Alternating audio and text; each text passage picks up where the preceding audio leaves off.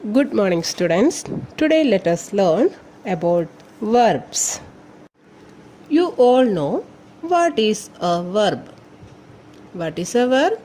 A verb denotes an action or being or possession. Examples: Jaya hit the ball hard. Here, hit is the verb and it shows or denotes an action. Madhu is intelligent. Here, is the verb and it denotes being. I have a beautiful diary. Here, have is the verb and it denotes possession. Next, let us learn about transitive verbs. A verb that requires an object to complete its meaning is called a transitive verb. That means a verb needs an object to complete its meaning. That type of verbs are called the transitive verbs. In transitive verbs, there will be object. Example: the patient needs medicine. In this sentence, needs is the verb and medicine is the object. Without the object medicine, the sentence is incomplete and meaningless. The patient needs. What the patient needs? Not complete sense. Okay, it does not give any complete meaning. So, the patient needs medicine give the complete meaning. Next, intransitive verbs. A verb that does not require an object to complete its meaning but has a complete meaning by itself is called an intransitive verb. In intransitive verb, there is no need of object. Without the object, the sentence will give us complete meaning. Example: the child smiled. Here, the subject is child and the verb is smiled. Then it gives us complete meaning. There is no object in this sentence and it gives us complete meaning. Like this type of verbs are called intransitive verb. Verbs like be, you know be includes is, are, am, was, were, will be, shall be. Okay? Become, appear, seem and look are incomplete verbs. They need complements to complete their meaning. Example: the teacher is intelligent.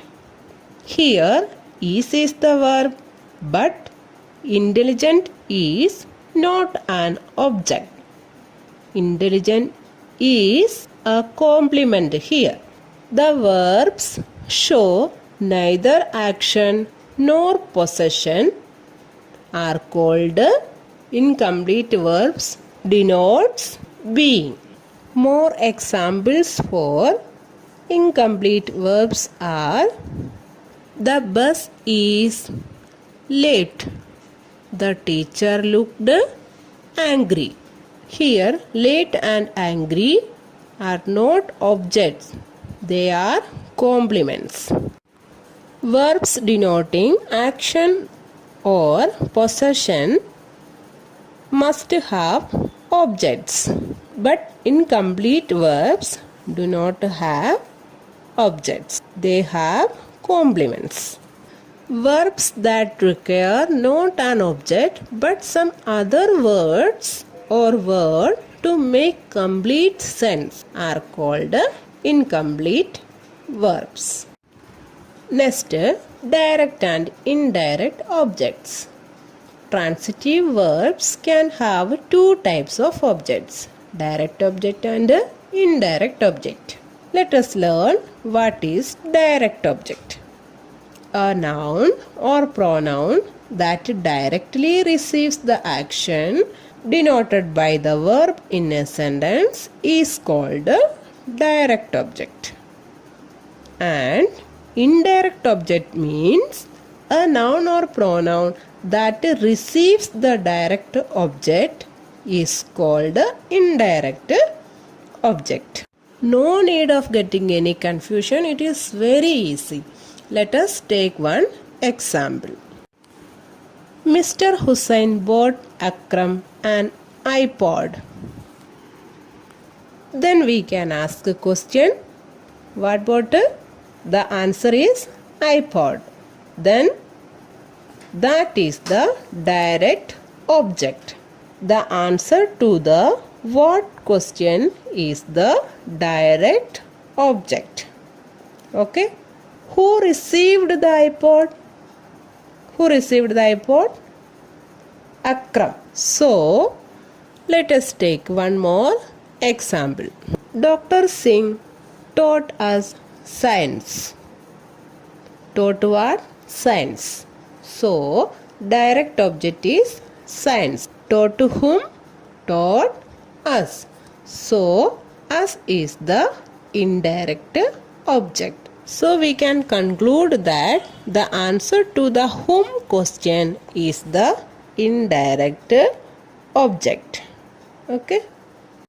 Next, auxiliary and main verb. Verbs are either main verbs or auxiliary verbs. There are 14 auxiliary verbs. Be, will, can, may, shall, ought, must, have, would, could, might, should, used, do, etc. All other verbs are called main verbs.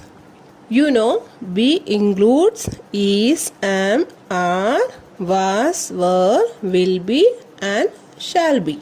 Be, have and do are primary auxiliary verbs. They are special because they can be used both an auxiliary verb and as a main verb. If it comes with other main verbs, we can say it is auxiliary verb. If it comes alone, then we can say it is main verb. All auxiliary verbs except be, have and do are modal auxiliaries. Modals we use to express ideas like possibility, ability, permission, obligation, suggestion, etc. Modals have only one form. They are never used alone except in question tags. Next, finite and non-finite verbs. The ing form of the verb and to form of the verb are called non-finite. All other verb forms are finite. Example, singing, praising, dancing. Here ing forms are coming. These are non-finite verbs. And to sing, to praise, to dance, these all are to form of the verb. That also called non-finite verbs. Two forms are also called infinitives. The chief parts of a verb are first form or base form, second form or past form, third form or past participle form. For example, we can take write. The base form of write is write, and the second form of write is wrote, and the third form or past participle form of write is written. You all must learn the chief parts of verbs. Next, formation of verbs.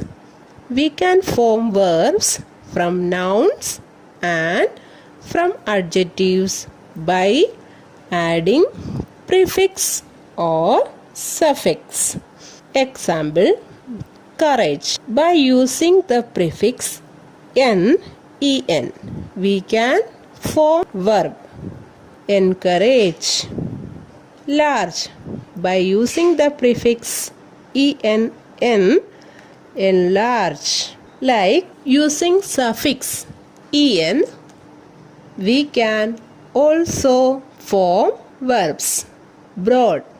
By using suffix en, broaden. Dark. By using the suffix en, darken. New verb we have made. Okay, like this we can form verbs from nouns and adjectives by using the prefix and suffix. Prefix we use in front of the word and suffix we use in the last of the word. Okay, hope you have understood the verbs. So let us end today's class here. Thank you.